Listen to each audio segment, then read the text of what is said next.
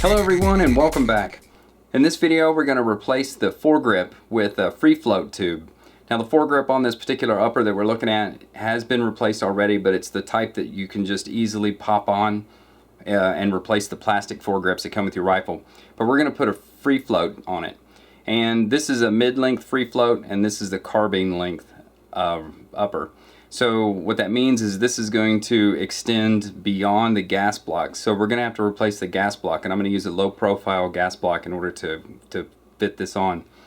The tough part here, and the main thing about making this video, is to show the ordinary gunsmith, or the home gunsmith if you will, how to remove that thing right there, because that's going to be a little bit of a challenge. But once you get that off, then everything else should go back together really nicely. So the first thing we're going to do is we're going to take off the muzzle brake. Now in order to get the muzzle brake off, we're going to have to put the rifle in a clamp or a vise. And I'm going to use just a very cheap, inexpensive vise grips or vise jaws that fit in pretty much any vise. And they're specifically designed to clamp various sizes of barrels. And so these are about $20 I suspect from Brownells or Midway USA. So that's what I'm going to use to remove this thing up here, because this is torqued on pretty good with a crush washer. Now if you've seen my build videos on the Blackthorn 3-gun upper or rifle, the entire rifle that I built, the series, I go through a lot of these steps, but in this part, like I said, I'm gonna remove this, and this is gonna be the tough part right here. Alright, so let's get started.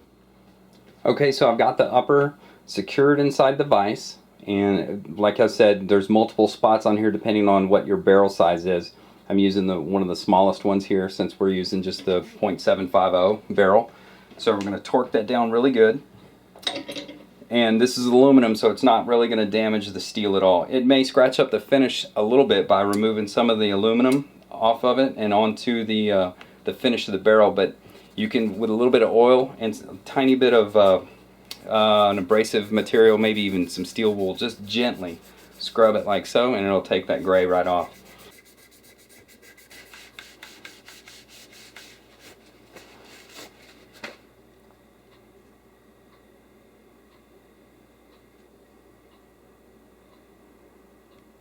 So anyways, we're going to take a 3/4 inch wrench and we're just going to loosen this bad boy up. And that's pretty much it right there. This has been removed once before, so it was real nice and easy. And take note of the orientation of the crush washer. So I'm going to show you this, because you'll need to know that when you go to put it back together. Okay, so now that we've got our muzzle device off, we have to take off the hand guards. Now we could have done that first, but I went ahead and did the muzzle device first. Now this is a 2-piece handguard right here, and there's a couple of screws on this side, this up in front, and on the other side as well. So I'm going to take those off and then we'll get the handguards off. If you have this standard plastic handguards, it's a 2-piece method where you pull them down and pull them apart.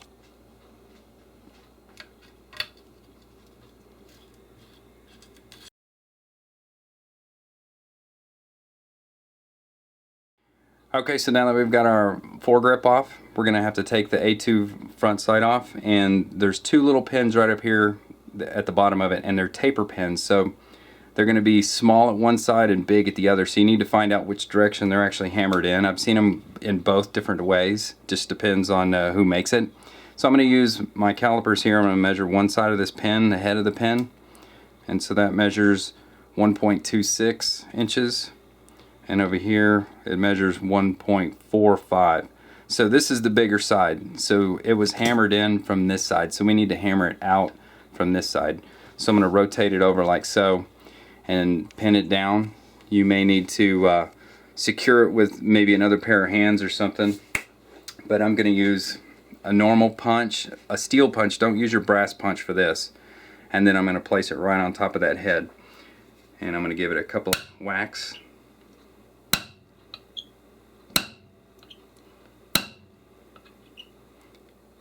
This is, like I said, the hardest part. Okay, so as I said, these pins are in there really tight. So my punch is not big enough, and you always need a bigger hammer, and this is, unfortunately, this is about the biggest hammer I have.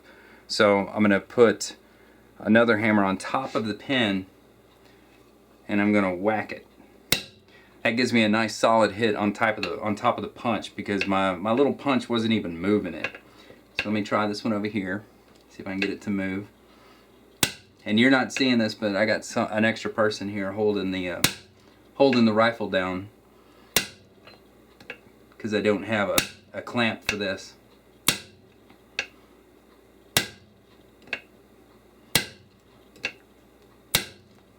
There we go.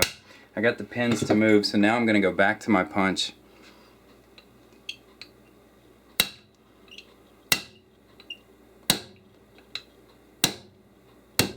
There we go. Knock that one out. See if we get this other one knocked out now.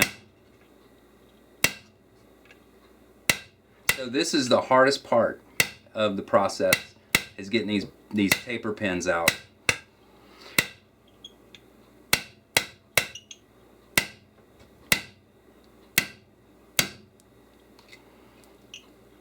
Almost got this one.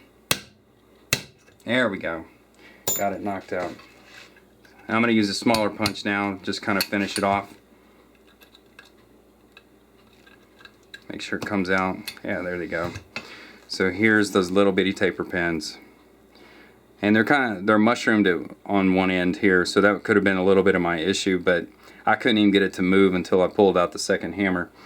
So it's hard to see from this, but if you put a micrometer on it, or calipers, you'll definitely see that they are small at one end and bigger on the other. Okay, so now that we have the taper pins out, we can pull the A2 gas block and front sight off. So we're just going to grab a hold of it, and I'm going to wiggle it a little bit left and right, and it's just going to come right out. And the gas tube is attached to it.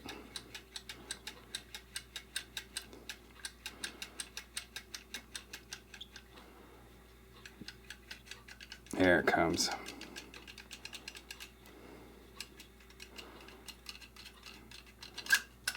And this little ring up here that holds on the front part of the hand guards, that's going to come off with it. So here's what we've been getting after this entire time. So let's pull that off, set that aside. Alright, so next we're going to remove the delta ring here. Okay, so now we're ready to take our delta ring off. I've got the upper back in the barrel vise. We're going to use a multi-tool. If you don't have one of these, you might want to pick one up.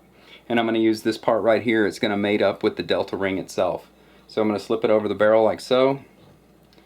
Push the delta ring back a little bit. It's spring loaded. And then while pushing forward or towards the upper itself with the wrench, I'm going to try to loosen this sucker up. And there it goes. This one was fairly loose. I've run into others that are really tight. You may need a couple of people in order to break them loose sometimes. So now we just set our tool down, make it a little easier, and we'll just unscrew this delta ring from the upper itself. Now the delta ring is what's holding the upper to the barrel.